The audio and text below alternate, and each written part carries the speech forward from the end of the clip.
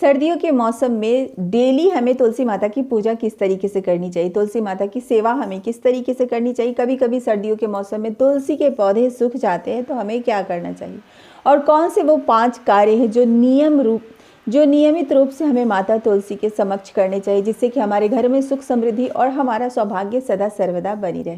तो वीडियो को बिना स्किप किए लास्ट तक जरूर बने रहे। वीडियो अच्छी लगी तो एक लाइक और चैनल को सब्सक्राइब जरूर से जरूर करें। देखिए, सर्दियों की मौसम शुरू हो गई है और ऐसे में तुलसी माता का ख्याल रखना बहुत ही ज़्यादा ज़रूरी होता है। कभी कभी क्या होता है, तो ठंड के मौसम में ना माता तुलसी बार बार सूख जाती है, जिससे कि लोग बहुत ही ज़्यादा परेशान रहते हैं। तो देखिए, सबसे पहले क्या है ना, सर्दियों के मौसम में अगर आपके तुलसी के पौधे बाहर हैं, जिसे कि जो कि गमले में नहीं है, मिट्टी में लगे हुए हैं, तो आप क्या कीजिए, एक कोई भी लाल रंग का कपड़ा माता तुलसी, पतली वाली कपड़े माता तुलसी के ऊपर डाल दीजिए। क्योंकि सर्दियों के मौसम का जो ठंड हवा होता है ना, वो माता तुलसी को बहुत ही ज़्यादा नुकसान पहुंचाता है। सर्दी के मौसम में ओस गिरते हैं और जो सर्दी के मौसम में काफ़ी ओस गिरते हैं और सर्द हवाएं माता तुलसी के पत्तों को नुकसान पहुंचाते हैं, जिसकी वजह से तुलसी के पौधे सूख जाते हैं। अगर आपके तुलसी के पौधे गमले में लगे हुए हैं तो जैसे ही शाम होना, संध्या बाती के बाद आप तुलसी के पौधों को मतलब अपने छाया में, किसी छाया में रख दीजिए, और जैसे ही सुबह धूप खिले आप माता तुलसी को धूप में रख दीजिए। ये एक उपाय हो गया।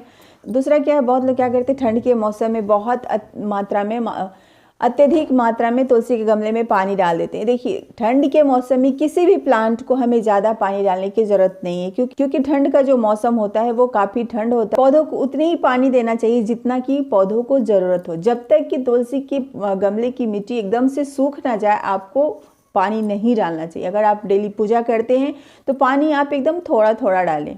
तो इस तरीके से आप अगर पौधों का ख्याल रखते हैं, तुलसी के पौधे हमेशा ही आपके हरे भरे रहेंगे और बिल्कुल भी नहीं सूखेंगे। तीसरा क्या है, सर्दियों के मौसम में जब आप तुलसी में पानी डालते हैं ना, तो पानी बहुत ठंडा ना डालें। पानी को आप थोड़ा सा गर्म कर लीजिए और उस पानी को आप तुलसी के गमले में डालते हैं तो आपकी तुलसी के पौधे हमेशा ही हरे भरे रहते हैं।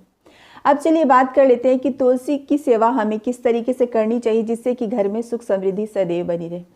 देखिए, जिस घर में नियमित रूप से माता तुलसी की सेवा होती है ना, उस घर में माता लक्ष्मी के साथ साथ नारायण का भी वास होता है। सुबह शाम आपको माता तुलसी के समक्ष घी का दीपक जलाना चाहिए। कभी भी तुलसी पत्र बिना नहाए नहीं तोड़ना चाहिए। और देखिए, जब भी आप तुलसी पत्र तोड़े ना, तो एकदम से नहीं तोड़ ले, हमेशा ऐसी चुटकी बजा के या फिर ताली बजा के तुलसी के पत्ते तोड़ने चाहिए।